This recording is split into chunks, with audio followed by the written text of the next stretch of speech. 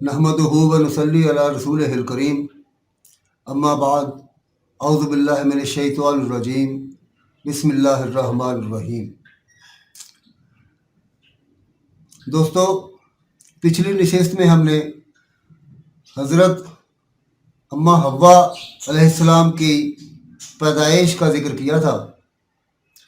आज हम हज़रत आदम अलैहिस्सलाम के हुलिया के मुतल्लिक़ बात करेंगे। तो हाफ़िज़ इब्न असाकिर रहमतुल्लाह अलैह ने बसनद अबी बिन काब रज़ियल्लाहु ताला अन्हु से रवायत नकल की है कि जनाब रसूलुल्लाह सल्लल्लाहु अलैहि वसल्लम ने फरमाया, तुम्हारा बाप आदम खजूर के लंबे दरख्त की तरह 60 हाथ लंबा, बहुत ज़्यादा बालों वाला और अपने सतर को छुपाने वाला था। और जब जन्नत में गलती का मुर्तकब हुआ तो उसकी शर्म का ज़ाहिर हो गई, तो वो जन्नत से निकले, एक दरख्त आपके सामने आया और आपकी पेशानी के बाल पकड़ लिए और अल्लाह ताला ने आदम को पुकारा कि ए आदम, मुझसे भाग रहे हो? हज़रत आदम अलैहिस्सलाम ने जवाब में अर्ज़ किया, ए अल्लाह, ये सब कुछ तेरे से शर्म व हया की वजह से हुआ है। फिर हाफ़िज़ इब्न साकर ने हज़रत याहिया बिन हमज़ा के वास्ता से भी रवायत नकल की है और ये रवायत ज़्यादा सही है, क्योंकि पहली रवायत हसन की अबी बिन काब से थी और हसन ने अबी बिन काब को नहीं पाया। फिर यही रवायत कतादा ने अनस के वास्ते से मरफून बयान की है।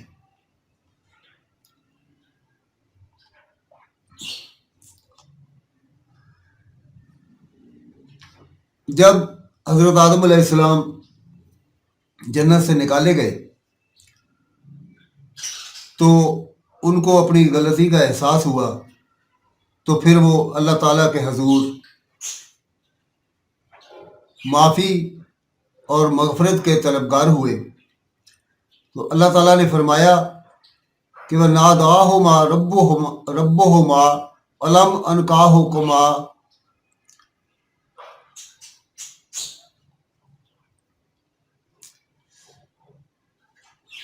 इस सिलसिले में अल्लाह ताला ने सूरह अल आराफ की आयत 22 और 23 में इरशाद फरमाया है कि तब उनके परवरदिगार ने उनको पुकारा कि क्या मैंने तुमको इस दरख्त के पास जाने से मना नहीं किया था और बता नहीं दिया था कि शैतान तुम्हारा खुल्लम खुला दुश्मन है? दोनों अर्ज करने लगे कि ए परवरदिगार, हमने अपनी जानों पर जुल्म किया है और अगर तू हमें नहीं बख्शेगा और हम पर रहम नहीं करेगा तो हम तबाह हो जाएंगे। ये अपनी गलती का एतराफ़, उससे निदामत और रुजू और अल्लाह के सामने आजिज़ी और बेबसी का इजहार और अपनी मोहताजी का बयान है। इसी राज़ो न्याज और इज्ज़ो मस्कनत के अंदाज से बनी आदम में से जो अल्लाह के सामने आएगा वो दुनिया और आखिरत में कामयाब व कामरान होगा।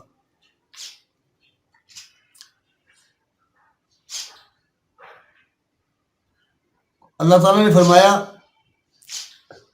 कि तुम सब बहिश्त से उतर जाओ, अब से तुम एक दूसरे के दुश्मन हो और तुम्हारे लिए एक वक्त ख़ास तक ज़मीन पर ठिकाना और ज़िंदगी का सामान कर दिया गया है। ये खिताब हज़रत आदम अलैहिस्सलाम व हव्वा अलैहिस्सलाम और शैतान को है, और ये भी कहा गया है कि सांप भी उनके साथ था।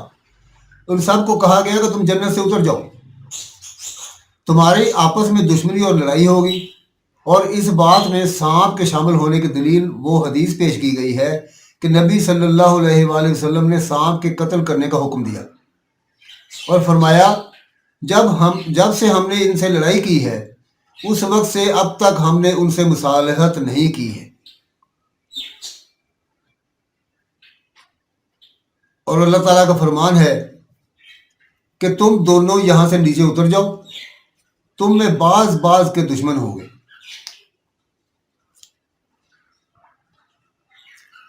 ये हुक्म हज़रत आदम अलैहिस्सलाम और इब्लीस को है। हज़रत हव्वा अलैहिस्सलाम हज़रत आदम अलैहिस्सलाम की ताबे थी और सांप इब्लीस के साथ था। और बाज़ ने कहा कि तस्लिया के अंदाज से ये सबको हुक्म है। जैसे कि अल्लाह का फरमान है, और हज़रत दाऊद व सुलेमान अलैहिस्सलाम का हाल भी सुन लो कि जब वो एक खेती के मुकदमा का फैसला करने लगे जिसमें कुछ लोगों की बकरियां रात को चर गईं और उसे रोंद गई थी, और हम उनके फैसले के वक्त मौजूद थे। और यह बात भी वाज़ेह है कि हाकम मुद्दई और मुद्दई अलैह के बगैर फैसला नहीं कर सकता। इसीलिए अल्लाह ताला ने आगे फरमाया, यानी उसमें जमा का लफ्ज़ बोला है, मालूम हुआ कि जिस जगह तस्निया का लफ्ज़ आया है वहाँ भी जमा का मानी मुराद होता है।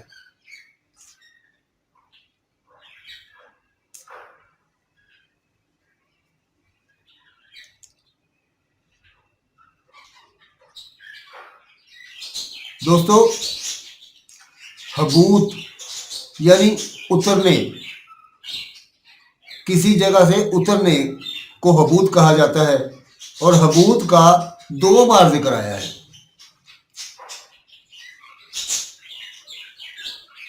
हबूत यानी उतरने का 2 बार तज़किरा। तो इस बारह में बाद मुफस्सिरीन की राय ये है कि पहले अहबास से मुराद जन्नत से आसमान की तरफ उतरना है, और दूसरे आसमान दुनिया से ज़मीन की तरफ उतरना है। लेकिन ये राय कमज़ोर और ज़ईफ़ है, क्योंकि अल्लाह ताला ने पहले ही हुक्म के ज़िमन में फरमाया, वलकुम फिल अर्द मुस्तक़र्रुम। इससे मालूम हुआ कि पहला अहबात ही ज़मीन की तरफ था। वल्लाहु आलम। सही ये है कि दोनों से मुराद एक ही है और सिर्फ लफ्ज़ी तकरार है, और हर एक के साथ एक अलग हुक्म जिक्र किया गया है।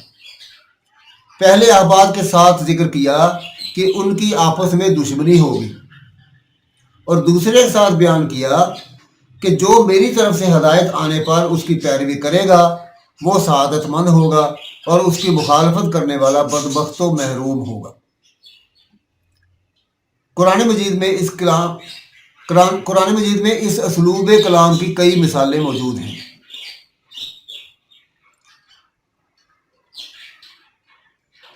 यहाँ कुछ इस बात पर भी बात हो जाए कि हज़रत आदम अलैहिस्सलाम जन्नत में कितना अरसा रहे। इमाम औज़ाई रहमतुल्लाह अलैह ने हज़रत हस्सान बिन अतिया से नकल किया है कि जन्नत में आदम अलैहिस्सलाम 100 साल तक क़याम पज़ीर रहे, और एक रवायत में 60 साल तक का जिक्र है। जन्नत से निकाले जाने पर 70 साल रोए, और अपनी गलती पर 70 साल, और अपने बेटे हाबील के कत्ल पर 40 साल रोए।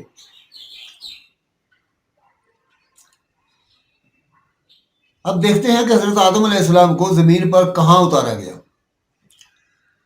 हज़रत इब्न अब्बास रज़ियल्लाहु अन्हु से मरवी है कि हज़रत आदम अलैहिस्सलाम मक्का और ताइफ के दरमियान एक वहनाल नामी ज़मीन की तरफ उतारे गए, और हज़रत हसन रहमतुल्लाह अलैह से रवायत है कि हज़रत आदम अलैहिस्सलाम हिंदुस्तान में उतारे गए, और हज़रत हव्वा अलैहिस्सलाम जद्दा में, और इबलीसो सतमस्तान में, और इबलीस दस्तमस्तान में जो बसरा से चंद मील के फासला पर है, और सांप को असबहान में। और इब्ने अबी हातिम ने भी इस रवायत को नकल किया है। सद्दी कहते हैं कि हज़रत आदम अलैहिस्सलाम हिंद में उतरे, और हजर असवद भी उनके साथ था, और कुछ पत्ते भी जन्नत से लाए, और इनको हिंद की ज़मीन पर फैला दिया। इसी वजह से खुशबूदार दरख्त पैदा हुए।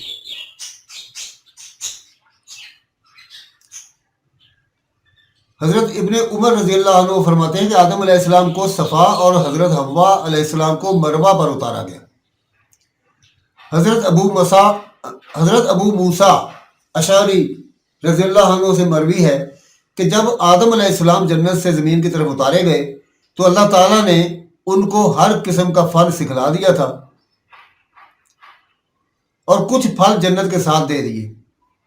बस ये तुम्हारे फल जन्नत के फलों में से हैं, फ़र्क सिर्फ ये है कि ये गल सड़ जाते हैं, और जन्नत के फल खराब नहीं होते। और हज़रत इब्ने अब्बास रज़ियल्लाहु अन्हु से एक रवायत ये भी है कि आदम अलैहिस्सलाम जन्नत में सिर्फ नमाज असर से गुरूब आफ्ताब के दरमियानी अरसा जितना ठहरे हैं।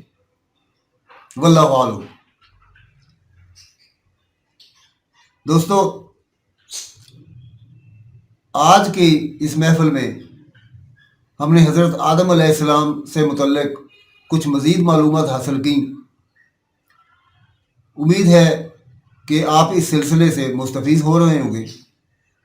دعا ہے کہ اللہ تعالیٰ ہم سب پر اپنا خاص رحم و کرم نازل فرمائے اور ہمیں ان محافل کے مندرجات اور اس کے اندر بیان کیے گئے معاملات کو اچھی طرح سمجھنے اور اس پر عمل کرنے کی توفیق عطا فرمائے. اور دیکھیے، بحیثیت مسلمان ہمارا یہ فرض ہے کہ ہم اپنے دین اسلام کی تمام باتوں سے اچھی طرح سے واقف ہوں. آج کل بڑی ہماری بدبختی ہے کہ ہم لوگ اپنے بچوں کو انگریزی تعلیم دلانا تو ضروری سمجھتے ہیں، لیکن دینی تعلیم پر ہم توجہ نہیں دیتے. ہمارے آج کے بچے نوجوانوں کو یہ پتہ نہیں ہے کہ حضرت خالد بن ولید رضی اللہ تعالیٰ عنہ کون تھے.